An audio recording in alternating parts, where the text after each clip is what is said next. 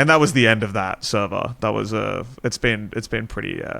I've tried to revive it like 3 times, and I think you got to give up on a server every so often. And I'm pretty glad. I'm pretty happy I've given up on mine. It's That's exactly how I feel.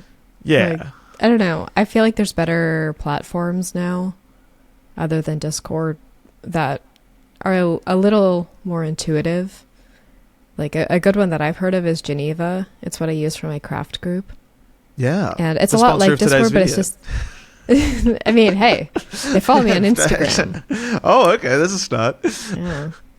They're kind of like a startup, but I've heard good things about them, and I like them for my craft group. So, yeah, it's just like, it's girl Discord. Yeah. So Discord is so boy. It is ridiculous. Like, it is so no matter what boy. they do, it's always going to be very, very boy. And it's just something about it. It's something about the design, something about the logo even. It's just like, I look at the logo and I go, that is a boy. that is a male character. Yeah, that is 100%. I feel like I'm in like a COD lobby. Every time I open Discord. Yeah, and there's everyone's just like got a gamer tag screaming slurs. Yeah, like, legit. It's like, oh, cool, my name is Elliot, is a cool guy. And I'm like, no, that's not my username. That is my gamer tag. And I am in a waiting lobby for a Call of Duty game. And we're going to play a game here. It's not my favorite place to be, but I would place it above Reddit in my tier list of places I like to be online. I think 100%. Fair. Yeah. Well, anyway, welcome back to an episode of Kelliot. I am Kel. And I am Elliot. And we are designers who care. Designers who care. And that was that was a seamless intro. Because that's how we do it on this thing. It was perfect. Yeah, I think we're adding structure today. Like, I think that was what I really liked about that was how it'll feel like the listener or the viewer was almost like in the room with us. Like we're at a party, we're having a chat, and a third person has come and has politely waited for their chance to be introduced to the conveation. You know, it's beautiful. We're like, oh my god, I'm so glad you made it. Look, all of you are here. Hey. We were just chatting about Discord, and you have nothing to add because we can't hear you because the party's so loud. But you can tell us. Boy Discord? Yeah, heard of it? And if you want to contribute something, you can wait until we're finished because we're going to continue chatting for another hour. And now, once we're done, then you can leave a written comment, and we will take that into feedback for the next. That's the group conversation. It's a beautiful dynamic that we have. Yeah, really blocking people out of our conversation. They can't get a word in edgewise. Not even a chance. Yeah. I did want to shout out quickly a comment that I saw last week because your comments have been great, everyone. I just want to say this is Elliot's comment of the day. Exciting new segment. It's from 5-star icons. What if instead of Kelliot it was called L. Lauren? That's a good one. I thought that was really good. I gave that one a like. Yeah. Also from Leon Sunny, I love that they have no idea what they're doing, and I thought that was great as well because I love that as well. It is this is a journey that we're all going on together of growth, evolution, and I'm blessed to be here for the ride. I love podcasting. Yeah, that's what the community really needed, was 2 people who knew a few things about graphic design who had absolutely no idea what they were doing, and they were like, give them a podcast, give them some Shures, okay? Give them the mics. Here's a Shure mic. Have 2. Have one that sits awkwardly on this little thing here that's definitely not, that should be connected there, that little thing. But hey, guess what? Shure Australia, reply to my bloody emails, am I right? Hello, I need a new part. Come on. God, there's an opportunity for a sponsorship there, and yet, we're the only podcasters who use this specific rated mic. This definitely isn't the most commonly used one. Thank you, Shure. Yeah. Thank you for sending these Shure to us. That's not true. We bought these. Ridiculously overpriced microphones. No, they're really good quality microphones. This is the nicest microphone we've ever had, and Matt's an audio engineer. Yeah. So it was a big deal for us to buy this one. Yeah, and I think it sounds really nice. Yeah, it's crisp, it's smooth. It's a big upgrade from an old favorite of both of ours, actually, the Yeti Snowball, if anyone's ever seen that, which is they call it the snowball because it does truly look like a little snowball with legs. And you can also kind of hold it weirdly in your hand too. It's a very bizarre little design, but a brilliant design. And I would honestly recommend it to the end of the earth, to the end of my days. Let it be known, the Yeti Snowball is my mic of choice for sure. Absolutely, yeah. People will shit on it because it's kind of a lower end microphone, but not us. Not us. That's a great microphone. Anyone who's looking into getting into longer content, I think it's a great microphone to get. It's easy to use. I think it's a micro USB. Yeah, you just plug and play. Mic. Yeah. So you don't need an interface. These things need a lot of shit. There's so much shit on our desks for this setup to work. So just simplify it. Get a cute little microphone. I had a whole setup that I thought I needed for streaming. And I need it for streaming, but turns out it doesn't do much for podcasting with this microphone specifically. So I had to buy another thing the other day to then plug my mic into that, and then I still have the other thing. The desk is busy. But guys, as long as I've got my fidget spinner, then I'm a happy man. And that's all. As long as there's room for that, then, put as many things as possible on this desk. I simply do not care. Kel, how have you been since we last spoke? I've been good. Matt's parents were here for the weekend. Nice. So that was fun. It was nice to see them. Got to do the whole parents are in town thing. And we drove out to Defer, I think is the name of the town. D-U-F-U-R. Deferring is what you do when you postpone a year of university, Kel. There's no way that's a real place. Yeah, I deferred in Oregon. It was really pretty. It's out on the other side of Mount Hood, if you're familiar with Oregon geography. But it was something really you pull over your head. I simply don't understand. Is this joke good? Is this running a bit enjoyable? Good. No, keep going. Keep going. I appreciate it. So that's what I did. It was nice. I am finally seeing the end of this tunnel the light at the end of the tunnel, there we go, of the absolute behemoth of workload that I've had this season. So I am seeing the end, and I am really, really counting down till I'm done with everything that's on my plate, so I can do anything else. That would be great. Maybe but mostly YouTube videos or something. YouTube. Yes. And at this very moment, Matt is exporting my first video. So oh my god! I'm gonna say, and since I'm saying it and putting it into this episode, and it will be going out next week, that my first video will be done, and it should be up, Kelly. If you didn't get it up, accountability note. Yeah, past Kelly is mad at future Kelly. So you better have it up. Big things are coming. But I'm really excited. Yeah. Literally. Days away. There was a hold on it because I couldn't figure out how to export a LUT. Oh. From Premiere. I figured it out. Guys. Yeah, right. It's okay. So I made a LUT and I couldn't figure out how to send it to Matt. Made a LUT though. That's sick. I didn't even know that was a thing you could. Well, I guess I have bought LUTs before, but that's very cool. Yeah, I should look into that actually. That sounds like a lot of fun. Huh. Yeah, it's just I'm trying to maximize the efficacy of this camera that I bought. Yeah. So I mean, it's very bright and white in here right now. I haven't figured out this camera exactly. It's a little confusing. It's a Lumix, Panasonic Lumix. So I'm used to Canon. And I've heard that the interface on the Lumix cameras is kind of shit. And it is compared to Canon. So we're just rocking with it for now. But anyway, Elliot, how are you? How was your week?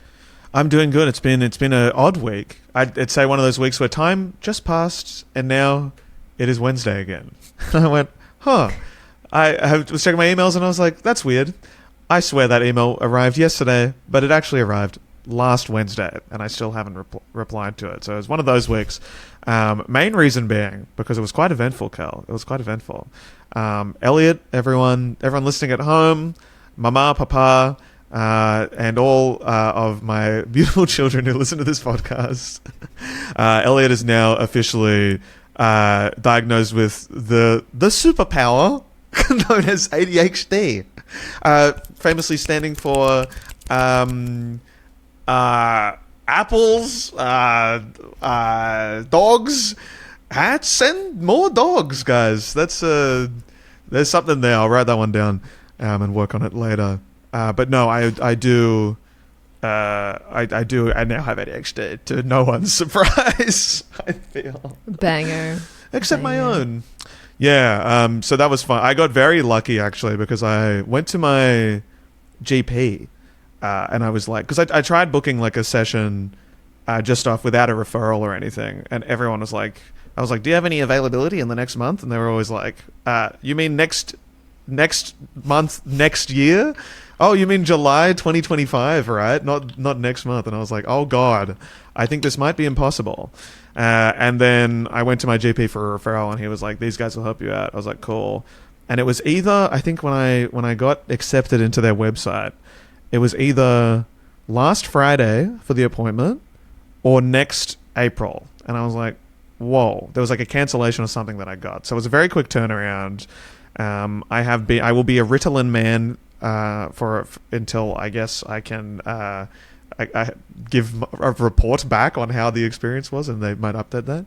But it means I will hopefully feel, one, less guilty for not doing anything, and two, do actually granted the ability to do things, because if anyone's curious out there, I think I'm going to post because we were talking about Discord, but I feel like I will post an update on my Discord just for the people who, because a lot of people have been asking like, where's Design Chef, where's this, where's that, and I'm like, well, I've been in a hole recently with getting stuff done, so I will post probably an update in there or something. But it's the reason I haven't been doing anything is because I've been like the reason no videos have been uploading or anything is because I've been throwing up the idea of whether or not I have ADHD. I've been like battling that for so long, and now that it's done, I'm kind of like, oh, cool. That was like it was like one appointment, and they were like, yeah, you have it. I'm like, oh, I didn't even have to prove it. I just had to answer questions truthfully. It's like, you tell me all I had to do was tick boxes on this survey, and yeah, so it's good. I feel good about it. I feel very good about it, but it was exhausting. Oh my God, I've been doing a lot of thinking, but now I think my mind is a lot clearer, and I'm ready to start. The rest of my life starts here, as they say. Shout out to ADHD. I feel awesome. All the time. Always feeling All the great, time. feeling up. Oh yeah. There's never any moments of seriously doubting everything they've ever done. It's fine. Oh yeah. It's fine. Actually, because we were talking about I listened back to a bit of the kelliot last week, as you do. Nothing wrong with that. Oh. It's a thing. Would you look at that? Somebody's starting to listen back to things that he... Hey. I mean, I was just making sure that I got everything I had to get across. Mm-hmm. I was testing audio levels, Kel, obviously. I definitely wasn't listening to the chat. But I remember talking about, I think I said specifically that I dropped out of university because it wasn't for me. And I've been thinking a lot about that in particular, because one of the questions I was asked in the psych appointment was like, why did you... she was like, did you go to college? And I was like, or university? And I was like, yes, but I dropped out after a year. It wasn't for me. And she said, why wasn't it for you? And I went, because I really enjoy... I was like, wait. I was like, oh God. And then I went, I really enjoyed the learning, but then I just didn't enjoy it because I couldn't do any of the assignments, because it was a lot more like, there wasn't any accountability, because it was just like submitted online. The worst things that's going to happen is you're going to lose marks. And I was like, I don't really care about losing marks, but I was enjoying the learning. And I was like, did I really drop out of uni because I just couldn't I couldn't do the assignments because I had ADHD and I didn't realize it? I just thought I was like, I didn't like uni enough to be able to do the assignments. And I was like, damn, I could have got a degree. What a shame. So that was a big thing. So I just want to go back and amend my statement last week and say that as much as uni is not for everyone, if you do really enjoy the learning part, then that's still reason to go. It's try think about why you can't do the assignments. Maybe have a little think about that, because it's tough. Yeah. Yeah, now you get to go through the fun morning grieving process. Yes. Thinking back on everything you've ever done and gone, oh. Huh. Yeah, no one really that's why told me I went that the way would be I a... No one told me that would be a part of it until when I heard about it first. And then when we started talking about it, I started mourning as we were talking about it, I think, in LA. And I think that day I was just like, oh, God, it's true. Everything I've done is, it's just wild. It really is. Like, when it was that easy to diagnose it, I was like, it took me so long to get in and, like, kind of accept it myself. And now that it's, like, done, I'm like, God, like, 10 years of this, plus, like, as long as I can remember. I'm like, great, cool. But it's done now. And I'm excited for, to be a 25-year-old with dreams of moving to the big apple, with a bottle of Ritalin on the plane. Shout out to Ritalin. Shout out to my psych. We love it. It's been fun. Yeah. And thank you, Kel. Yeah. Can I just add again? Thank you for getting me on this journey, because it was truly your words that got me over the line. Let me tell you that. I'm very stubborn when it comes to health concerns. I did go to the doctor for my sty, everyone. Round of applause in the comments. We are now on antibiotic eye treatment as well. Big things are coming. Look at you, on a roll. We're on a roll. Yeah, maybe I'll go back to the doctor next week and just check up on why my arm's sore when I bench press. Oh, yeah. Well, I'm looking forward to seeing how you'll handle the next few steps, because you are not quite out of the woods yet. And once you start the medication journey, you kind of get to go through the roller coaster of that, because it could literally be an emotional roller coaster depending on how you react to medications, and depending on like how your healthcare works. Some countries or some healthcare providers make you go through a specific route of medications, like you have to try A, B, and C before you try D, E, and F type of thing. And I don't know why that is, but they really usually try to start you on like Adderall. And I feel like so many people don't do well on Adderall. Like people who have ADHD, a lot of people don't do well on Adderall. Like I did horribly on the short and extended release. And like I only know one person out of maybe like the 20 to 30 people in my life who have ADHD, and I would say most of them are on medication. Like I only know one person who's on Adderall, and that's it. So everybody else is on like either Vyvanse, Concerta, or Ritalin. And I like Ritalin. I'm on Ritalin, extended release, 20 milligrams. Big fan of Ritalin. So. Yeah, I was glad that the psych like kind of offered, like asked me like which one do you want to start with, and I was like, oh, okay, cool, I can, because I've been looking into it so much. I was like, that's nice, and I've only heard such good things about Ritalin, so I was like, I might as well give that a go. I'm very curious as to how it'll go, because I'm like very, I've always had like a weird kind of hesitancy, and I think maybe that's based in like family concern and stuff about like getting on some kind of medication, like the whole thing, like you're just fine, or you just need to get out of these bad habits and stuff. So it's like a very different thing, but it's like, I've been watching a lot of stuff about dependency and like the concerns about like, oh, you're addicted to Ritalin and stuff like that. But I'm like, if it is, and then the counterpoint to that is like, yeah, but it's like, this is something that affects you daily. You do need to treat it because it's something you always have. And I'm like, it's like treating it almost like diabetes, right? Like it's just a thing that you will always have and you always need to kind of tend to. And I'm like, oh, that is true. That's a nice way of thinking about it. So it's like, my mind's my mind is truly at ease about it all. And I'm very like, just glad to have come to this conclusion, because I think it was really like, God, I mean, I haven't done much in the last few months, guys. Not gonna lie, haven't done much at all. It's been rough. So it's nice to make some more content for you guys, because that's what I love doing. I love making YouTube videos. I love doing Design Chef. And I love podcasting, guys. I love podcasting so much. So it's going to be fun. It's just cool. It's a positive change. And if anyone out there is listening and has thought about starting the journey, then I can highly recommend it too. Book your appointment now, because it might take 8 to 12 months to lock it in. Mm-hmm. You might as well give it a try. Jesus Christ. Yep. The wait times in Australia especially are bizarre. My doctor could not believe it when I went to him the other day that I'd already been in a week since he went. And I was like, I'm a lucky boy. I am a lucky boy. But I think I got my appointment on a cancellation too. Yeah. Like because my thing kind of works is like if you go to try to book an appointment, it'll say nothing's available. But if you try like every day to rebook the appointment, like the cancellations will open in the morning. So if you try to book it at like 8 in the morning, it'll put you at the top of the list. Yeah. What the hell was that? I'm sorry. One of my neighbors, I suppose. Hello, I'm podcasting. Hello. Oh my God. They don't even know. This is what we have to deal with. In here. Yeah, they got no idea. This is the Kelliot HQ. No. Yeah.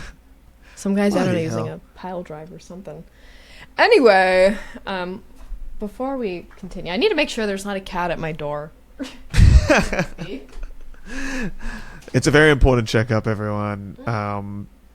I, for one, never need to check if there's a cat at my door, but I do sometimes need to check if there's maybe like a door open, like a window.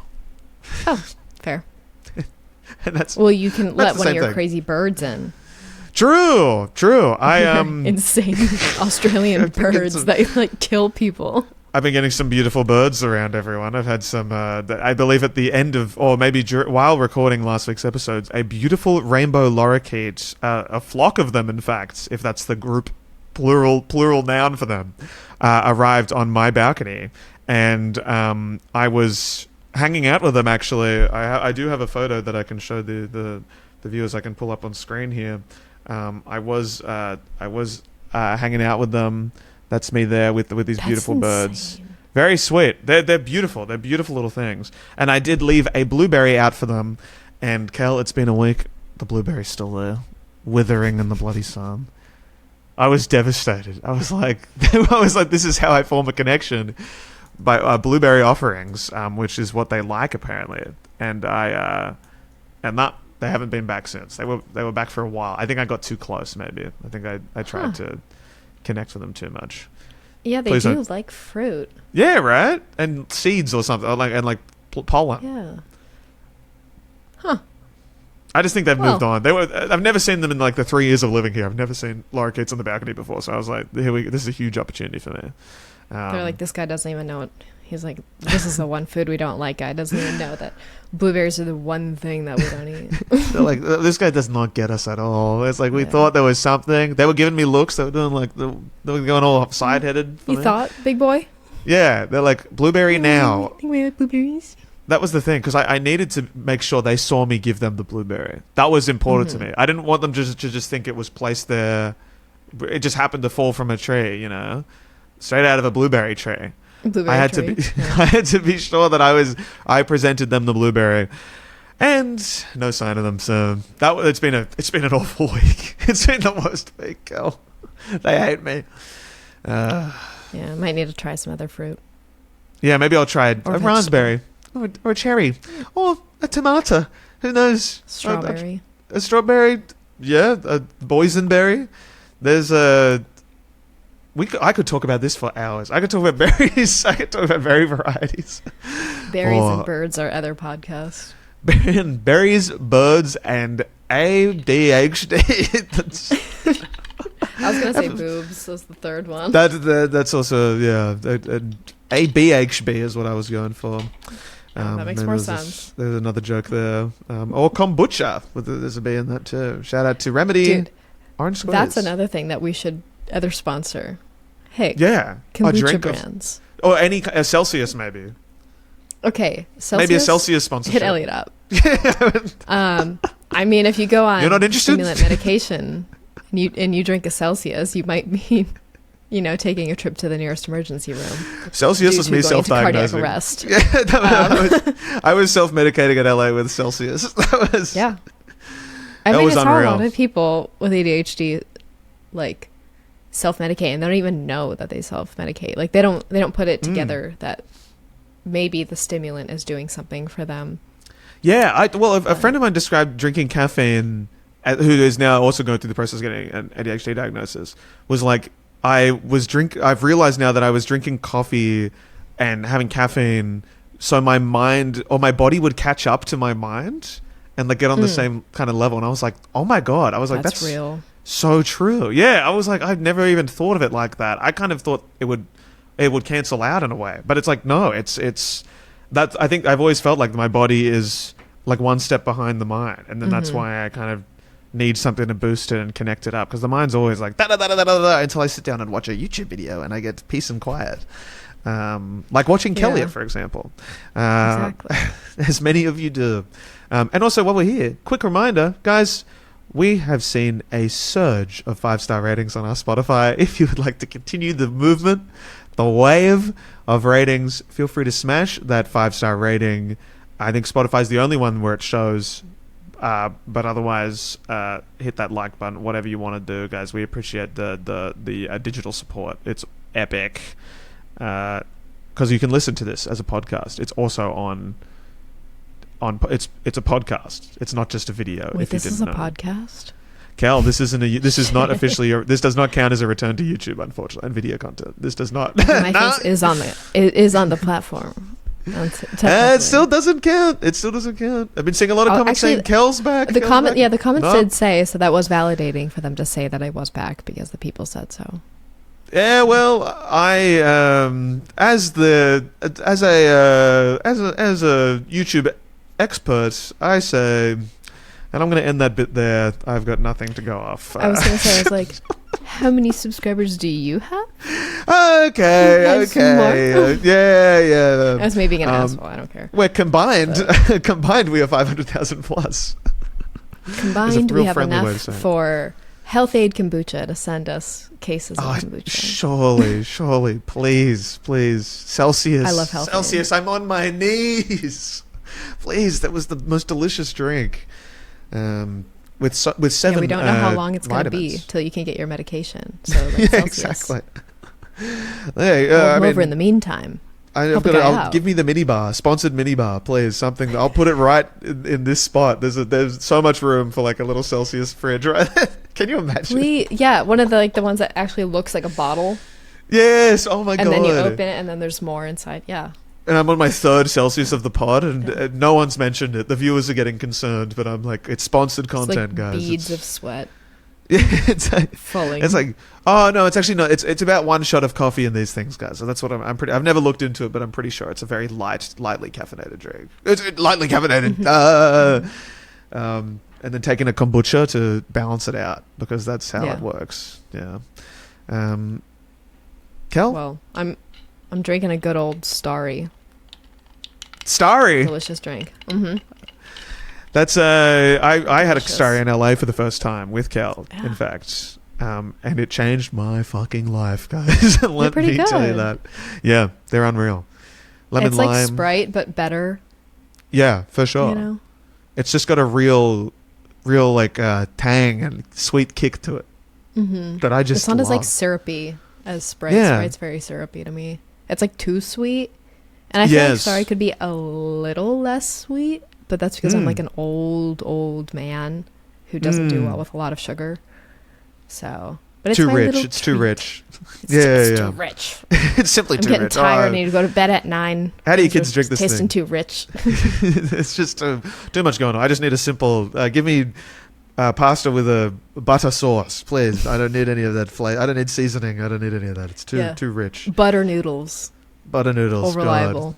Yeah, that's me at dinner. Maybe there's something there. Hey, this the theme of today's episode, Kel. Now that we're 32 minutes into the pod, up to around that, or we've been recording for 32 minutes. Let's see how much of the intro we cut out. So that'll be a funny test. Again, starting the episode with talking about ADHD. You guys know what you're getting into. Oh yeah. Do not come to this podcast for structure. This is not the place. We are actually We're filming. very anti-structure. We're doing back-to-back episodes today due to recording conflicts. So just letting you guys know, I don't think we'll mention it. We shouldn't mention it on the next episode, but it will be. The next episode is going to take place directly after the recording of this one. So if you think this is gonna, we're going off the rails. Ho! Girl, the next Guys, the next one we're saving it for. That's week 4. That's gonna be. Oh my goodness. I fear for your ears, everyone. Yeah. I fear for them. But the theme of today's episode is the creative process. And that's all we've got to say about it. We hope you've had a good indication. Thank you so much for coming. Thank you, guys. This has been our process. But I do think it's an interesting thing because it's last week we talked a lot about how to make your start as a designer. So the next thing chronologically is, I guess, now that you've potentially got somewhere in your career, for example, you've entered the industry. Now it's about getting shit done and enjoying that process and learning to love design. And Kel, I'm actually now realizing and I think what's really nice about this podcast too is because we've only known each other for a short amount of time, so we get to learn so much about each other. I actually have no idea what your process looks like, and you work for some big dog clients. Because I feel like I have a very bizarre process for designing stuff, but also very normal, not quite boring. But I am curious because your work is so experimentative. Thank you. And sick, and I do wonder where all this starts. So, yeah, I'd really love to hear about it. As well, I'm sure the viewers would. I'm going to say a few more things, and then I'm just going to let me preamble for a minute. Let's hear it. I'm letting you rock. It's okay.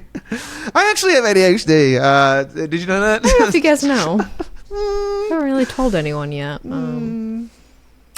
Yeah, this was submitted by a couple listeners to talk about our creative process and like the music we listen to and kind of how we get into the mood, any rituals we might have, our general workflow. And I had never really thought about mine until we posed this as a topic for the podcast. Yeah. Because I just kind of like do it. And I just kind of get in and out. But I think that's just because I've had to turn into kind of like a machine where I don't really have a ton of opportunity to kind of just be like, art. Yeah. Like it doesn't really, I don't always have that option. So I guess because a lot of my work is done behind closed doors, it has to be very private or I get shot from space with like a really strong laser, and it shoots happens. like NDA on my forehead. So it does no damage, it does ride it. It's just like no pain. Branded stamp. So I think the best way for me to describe it on like my most common day-to-day work flow, my general creative process, is in the morning. And I feel like this is probably the best way to start it. And I'm gonna try to be quick. I'm not gonna ramble. Day in the life. I swear. A day in the life is me. In the morning, I try to wake up early. I really do. It helps keep the scaries away a little bit. If I wake up too late, shortly after that, I will start ideating bad thoughts. So if I start too late in the day, and I feel like that's something a lot of people with ADHD feel, is that like you constantly feel like things are always getting away from you. And one way that I've helped curb that a little bit is trying to get up early. And that's like, in my eyes, like 7 a.m. For some people, that's like regular time to get up, but like, I don't know. I used to sleep till fucking 11 o'clock, noon, so this is a big improvement for me. So I get up early, Usually my cats wake me up. And then I go work out in the morning. I hate working out in the evening. It gives me anxiety the whole day. I'm an evening guy. I could not imagine anything worse than the morning. Got to get it over with. Yeah. And so I work out. I do Pilates now, and I really enjoy Pilates. It just works for me. It's so confusing. You have to constantly think about everything that you're doing that the workout goes by really quickly. So I do that. I don't take my medication before I go. I take it as soon as I get home. And my medication takes like 30 to 40 minutes to start working, but I don't necessarily feel it kick in. But I start to feel like I can go easily sit down at my desk, and I'm not going to be like pulled away by like, I need to fill the bird feeder. So I eat. I need to put a blueberry on the balcony. That's what fuck my blueberries. So I have to eat. That's another stimulant medication thing. You got to eat in the morning. You have to, or you will reap what you sow in the afternoon, and you will regret it.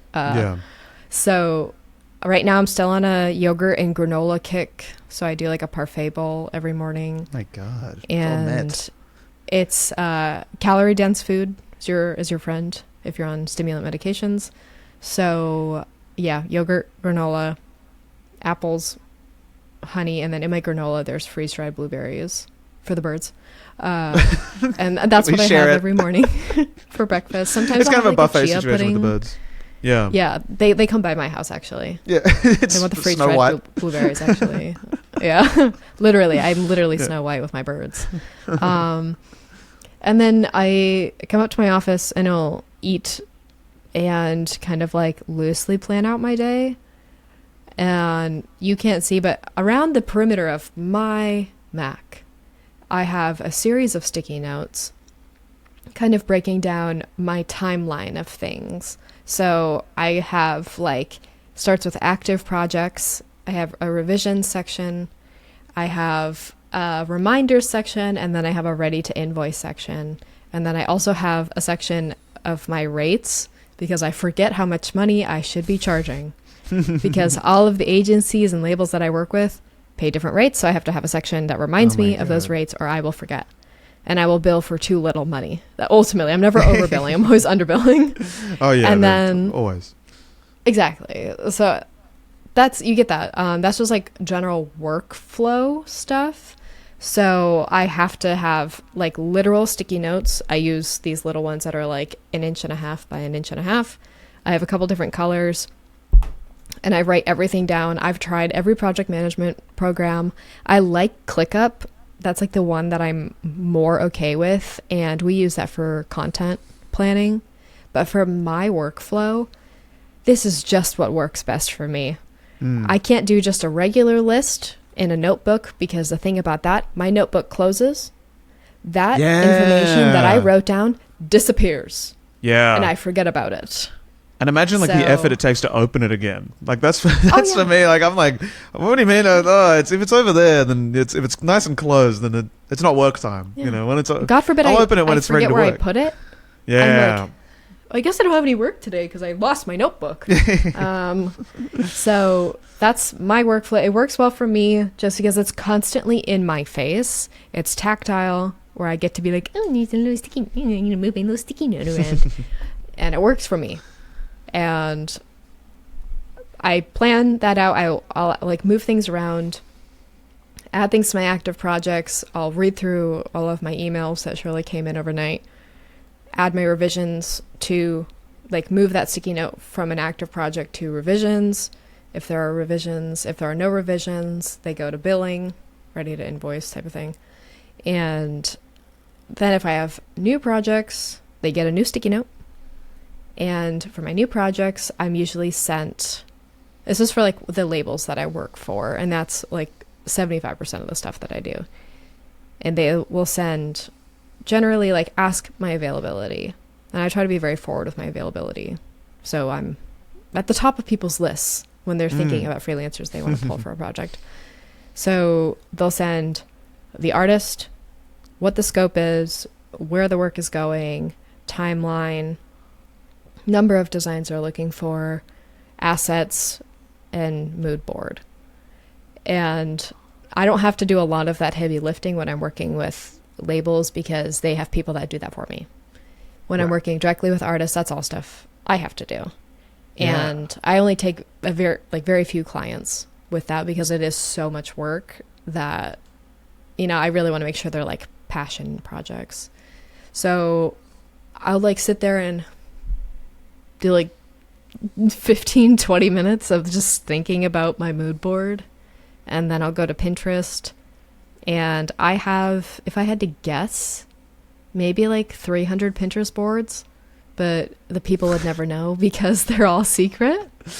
And then all of my secret mood boards have code names, so if anyone ever got into my Pinterest, which they won't, but even if they were, they would never be able to figure out who the mood boards are for because they all have really cryptic and silly names. And that's just like my fun little thing that I like to do is name projects, especially if they're really like important and special projects.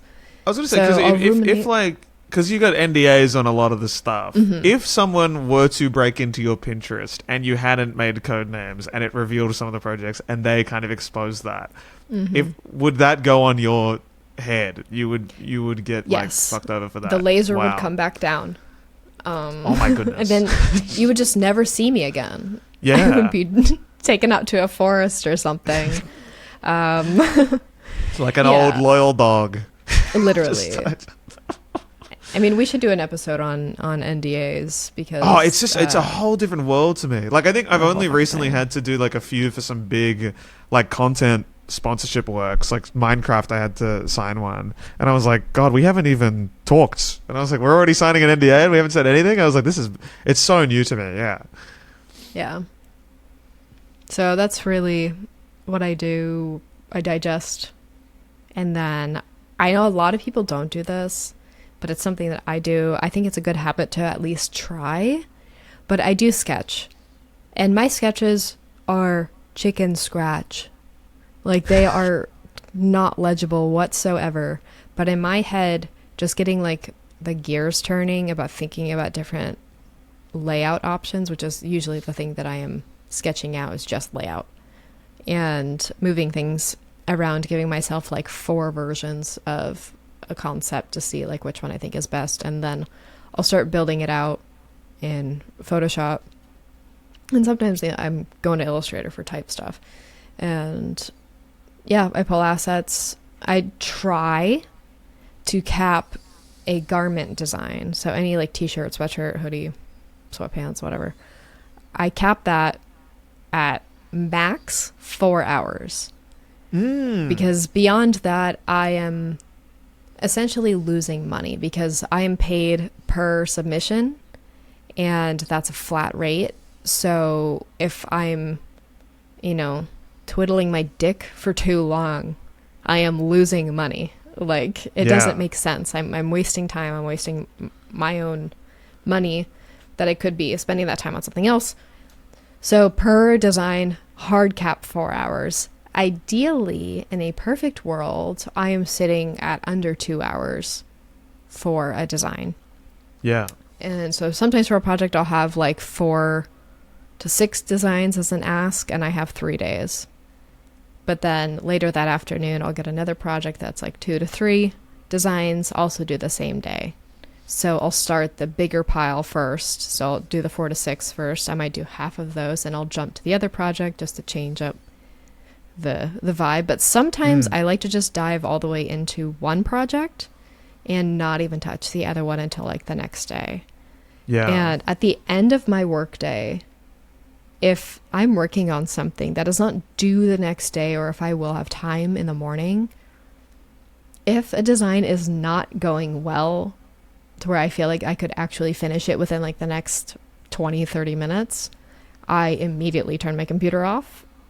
And I am not going to try to push it anymore, because at the end of the day, rarely am I going to have a creative breakthrough. The tank is empty. My meds have worn off. I'm hungry. My back hurts from sitting. Yeah. So it's just like a little light that comes on in my head, and I'm like, I'm done. I'm not doing this anymore. And I think that's a Yeah. really important thing that I've learned is you don't necessarily know when to stop, but you'll know. Like, this is stupid. Like, you can't necessarily Wait a anticipate second. when you're going to stop, but there's going to be something where you're just going to be like, no, I don't need to do this anymore. We're going to, if I have the opportunity to stop for the day, I just will. And that's okay. Yeah. That's a good Let's try feeling to again in the morning. have. Yeah. Yeah. And the amount of times you kind of, because I've pushed through that feeling so many times and then you do nothing productive, feel like nothing good is coming out. And then the next morning you kind of look back at your work and you have such a different perspective on it that it's like, Oh I my should have God. just stopped. Like I did that the Yeah. other day doing something for free for a friend and I was like, nothing I made is good. And then the next morning I was like, oh, actually that first design is exactly Yeah. what I want it to be. Like, oh, okay, done. Dude, the power of fresh eyes, like that's another thing that I've Oh, yeah. learned as I've grown in my just general like skill set is I like my brain and like anyone's brain, like as you go through the day, you're just you're going down. Just like your energy is down. It's just your whole body is tired of doing this bullshit all day every day, and recognizing that you're done. And when you come back the next day, even if you're not necessarily in like the best mood to start up a project again, like just having that time for your brain to rest is like so powerful. And I've begun to rely on that. I know the next day I will have fresh eyes and hopefully I'll be able to get the ball rolling again. And that cycle has helped me push through like when I have to work every day, because I work probably like 6 out of the 7 days of the week. I don't really have much time off at all. And with that amount of work, you have to become a machine. Like Yeah. you just really have to every single day just keep going. And you get the practice of you're doing so many numbers, like constantly designing, that it does become like you're getting better by the sheer quantity of work that you're doing. And it's not necessarily quality, because I don't have the opportunity to just be like, how can I make this the best design possible? I don't need to reinvent the wheel. And when I first started out, I really felt like I had to be reinventing the fucking wheel every time I turned my computer on. Yeah, like 4 to 5 times a day, literally reinventing the wheel. Yeah. And that's, Incredible feat, that- truly. Literally, like, that's why I have such a problem with, like, people having, like, this deep ownership over every single style that they think they're a Yeah. pioneer of. And I'm like, the pressure that you put just on other people because of the way that you act, just, like, especially for young people and people just starting out, like, that's such an unfair, like, standard to set just because Yeah. you think you pioneered a style, which you didn't. And other designers who are learning, they're like, shit, they're like fresh out of college, or they didn't go to college and they're just exploring design. They're like, well, I have to think of something that's never existed, and I don't have a lot of experience in making these things that haven't existed. Cool, that's a really encouraging mindset to have to an art form.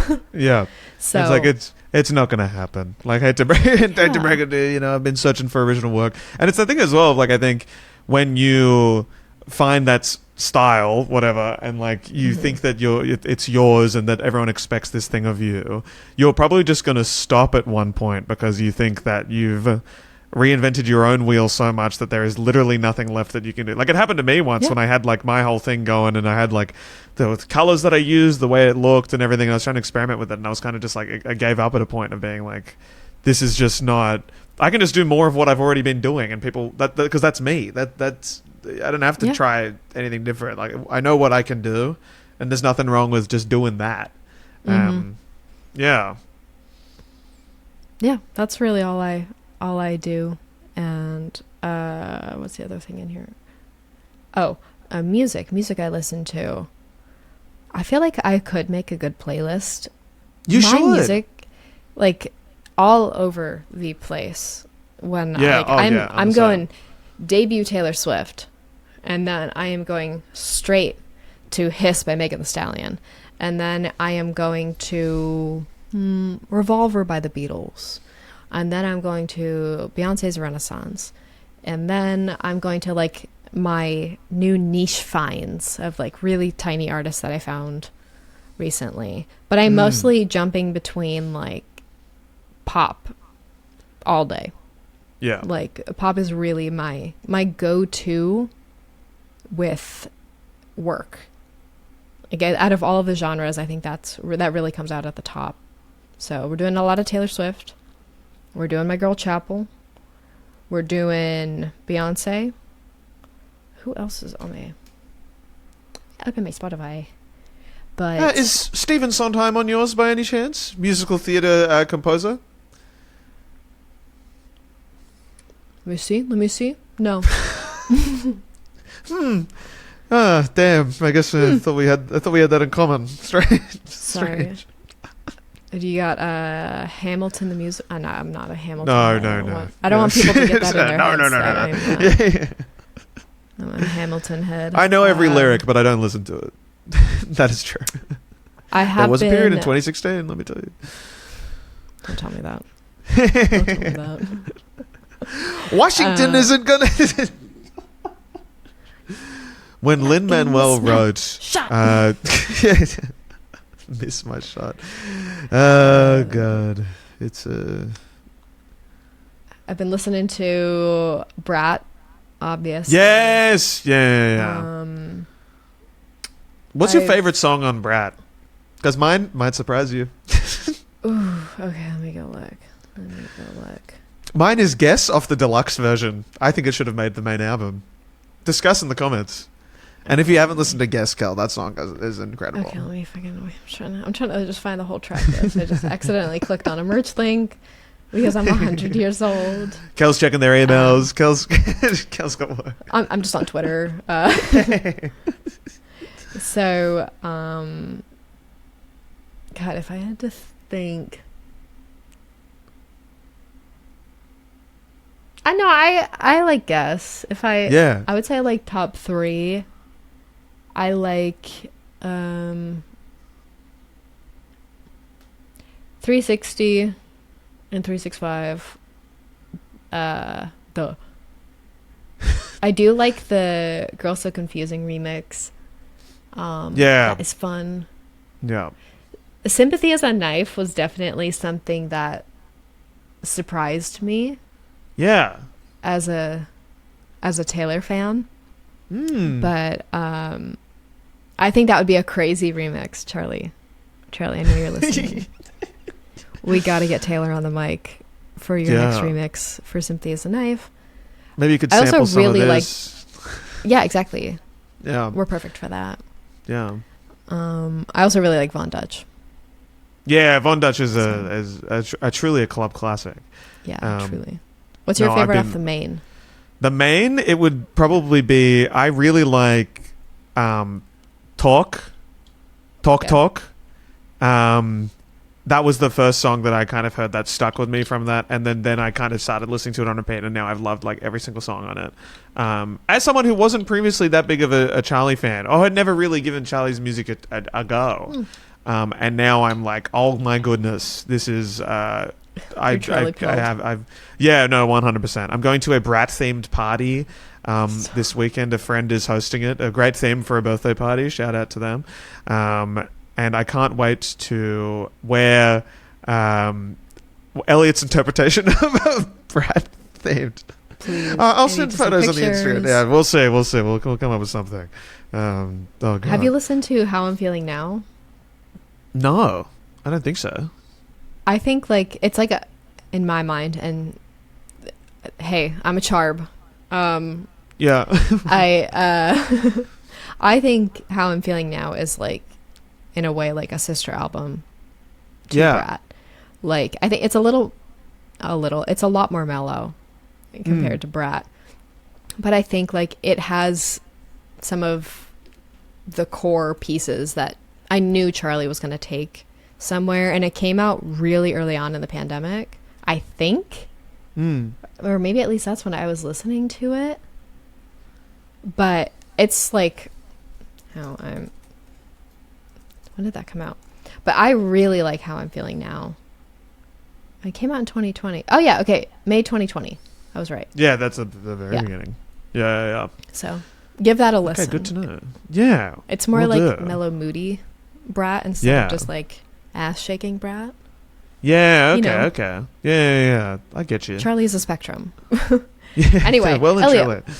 what is your creative process? Well, I yapped think too long. no. I yapped for too long about ADHD at the start that we've reached probably the end of this episode. I think we can, because we are recording this back to back. It makes an easy segue know. for me to just start talking about it in the next one. But I think while we're on the topic of Brat, and while we have a little bit of time left, I think I do wonder if we should talk about the design campaign for a little bit about it as graphic designers, as with something that is being described as a revolutionary shift in how music is branded. I would love to hear your opinion on it as someone within the industry, because I do think it is cool, and then I think and I'm like, cool, and I have nothing more to, I'm very curious to what you have to say, if you'd like. As someone who went to war for stretch type years ago. Oh god, the Spotify Wrapped. What was that? 2022? I think. Yeah. 2021. Wow. I don't know how long it's been, Yeah. but it's been a while. Yeah, like as someone who really enjoys the idea of like anti-design, and I know that's like more of like a general term for anything that's like mildly ironic design. They're like, oh, it's anti-design, and I'm like, no, anti-design is like really aggressively breaking rules, like stretching type beyond legibility, like to where it makes no fucking sense anymore. Using type as not as type, like yeah. Yeah. And so I think Brat kind of falls under that umbrella of ironic design, and ironic design is really hard to do if you're not keenly aware of where the line is between good and bad design, because you can have something that's so bad it's good, which falls back into camp, or you could just have something that's trying to be camp but it just ends up in bad. And it's why like All Night Ceramics is a hard brand to kind of rip off, because it requires a very, very like developed eye to be able to distinguish between something that looks like something made by like Elijah from All Night Ceramics and then the sale rack at Urban Outfitters. Like most of the time, those graphics that are trying to lean into like bite off a little bit of what All Night Ceramics has done for the design space, you end up looking like the sale rack at Urban Outfitters, which is my personal worst nightmare as an apparel designer. So with that being said, I think Brat is a really good, like, I liked it. People have, you little shits, I saw you change up really quick about how you felt about the cover. I saw it in real time. Okay. Yeah, because they released the cover like ages ago, right? Like I remember the initial reactions to that. Oh, people were not like, too long ago, but What the fuck is this? Yeah, I feel like it was kind of, she had a really quick rollout. So yeah, it was, I really liked it.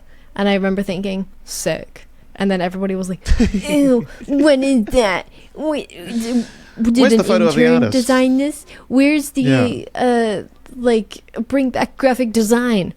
The eye, the trained eye that you need to be able to effectively make a cover like Brat. If you think that at all, at any point in time, you thought the Brat cover was bad, you do not have good taste in design.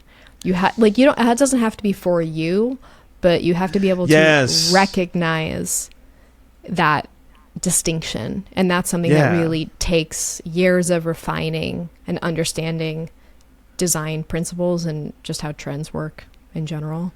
So. Yeah. And like the intention behind it, right? Like just being able to, like, I hate it when people look at things like that and just go, oh, this was just like a thoughtless thing that was just kind of put up. But it's like, the compression, the JPEG compression on the text that's not, you know how many eyes these things go over? Like, that's deliberate. Like, everything about it is intentional. And like, even if, it's a thing of like, if it's not for you, if those choices aren't for you, it's still a thing to recognize when a choice is a choice, and that there is like so much validity behind that. I think I loved it when I first saw it, and then what really got me on board, I mean, the whole rollout has been quite incredible, and like seeing it in public and stuff like that. But when I first was like, oh, this album's really good, I'm going to go and listen to Charli's other albums, and seeing that all of her other albums were in the same style, and she did that whole thing, I was like, okay, sick. I was like, you've got me. You've She's gone committed. all in on this. Yeah. Oh, I was like very happy to see that. Each with their own unique color palette and stuff like that. I was like, yeah, this is sick. And it just adds... to me, it adds something to the music itself. Like, it's just so... And I feel like album artworks can rarely do that, where it's like the artwork can enhance the experience of listening to it. And I think you can't separate it. You listen to those tracks and you think of the artwork, and it's like, fuck. Yep. How on earth do you even... Like, God, that's just like... That's the dream as a designer, I feel like. It's, like, that's very cool. Yeah. So, yeah. I don't know cool. who did it. If I had to take a guess, I think it was Samuel Burgess Johnson. I think you're correct. I found the creator the other day, I remember, and that name is ringing a bell. But I don't want to look into it. The 1975's record packaging since like their inception, I think. Yeah. Or maybe at least from their second album. But yeah, I've looked up to him for years. I have always loved his work. He has such a refined eye and is really good at having his own like distinct style, and also channeling like the sound of the artist into the artwork that they get. But would love to have a chat with him one day, because I've looked up to him for literally like a decade. Yeah, so, we'll get him on the pod. Oh, Sam, hey. Hey. Please. Hey. Please. Charli, if you want to jump on too, anyone else, Yeah. let's AG Cook, Listeners, let's all jump on. I'm so glad I was on the AG Cook train. Like, I saw AG Cook do the Boiler Room set and take over, and I was like, who's that? And then I like listened to Britpop the other day, and I was like, this is cool. I was like, I'm like, and like what, like what's the lyric? I want to something like AG. I'm like, oh, it's all tied in. I'm like getting this whole thing is also new to me. I love it. I'm thoroughly enjoying the experience. I just love music. Dance with AG. I want to dance with George. Yeah, George, your cat, right? Yeah, George. I mean, who is named after Charli's fiance? So. Oh my god, there you go. Yeah. Yeah, he has. I think it's 7G. I think is his album. It's literally like 100 songs long. But I remember finding that in like 2021 or 2022, and I was like, this guy's kooky. And it was around the time I found Chapel Roan in 2021. An early adopter. Early adopter of Chapel Roan. Famously. So I get to be annoying about that for the rest of my fucking life. That is my fun fact. Whenever I'm not gonna lie, I have used my friend Kel, who I actually did the podcast with, was like really big on Chapel like a few years ago, and I just had to tell you guys that for some reason. I didn't know anyone who knew Chapel. She came on my like Spotify like suggested song or something, and I found it was Pink Pony Club, and I was like, I posted it on my story. So if you followed me for a while, you might remember me posting it on my story, because I was like, holy shit. Yeah. This is a great song. Huge. Yeah. Yeah. So I always saw the vision. She's really cool, really awesome. Anyway. You'll surely end up working for her. Surely. It must be in the pipeline. I feel like you'll never be able to tell us, unfortunately. But hey, if I do, you know, if I can, I'll let the people know. At the start of the episode, once you've done the work, just go like, say the line, Chapel is cool, guy. Chapel is so... Have you guys heard of Chapel Roan? Yeah, This is my start first with time that. hearing of her. And we'll She's all so know. Cool. Wow, great merch, Chapel. I wonder who did it. Ha ha ha. As I sip on the starry. Well, guys, that will probably do it for us on this episode because we now have to record another one. So we're going to keep this conversation going. Yeah, and you guys are going to hear it a week hear after. Elliot's creative process, you're going to have to wait till the next episode. It's going to be 5 minutes long. Like, it's literally going to be... I was like... thinking in my head, I'm like, this isn't mine is not as good as Kel's. But you know, there's a lot to consider. You get to compare now. You have a week to compare, to think about it, and to digest it in your head. It'll be very exciting for all of you. Yeah. So yeah, thanks for listening, guys. Make sure to check us out on YouTube if you're listening on Spotify or other podcasting things. Check us out on Spotify if you're listening on YouTube. Instagram, kelliot pod. Kel's posting some great memes on there. So they're really funny. I've posted one. It was One meme. some great memes by the time, you know, there's some killer stuff going on. Poster. Yeah, and leave a like on Kel's new YouTube video as well. That will be out by the time this... I said that. Yeah. At the very and if start. it's not, come and harass me about it. Yeah, Okay. leave some comments. I need to be everyone. bullied a little bit. Anyway, It's called thank you so much for accountability. listening, guys. Yeah, actually, that's what I need. I need somebody to literally light multiple fires under my ass. Yeah. Anyway, thanks for listening, guys. I hope you have a wonderful week, and we'll see you in our next episode. Bye. Goodbye.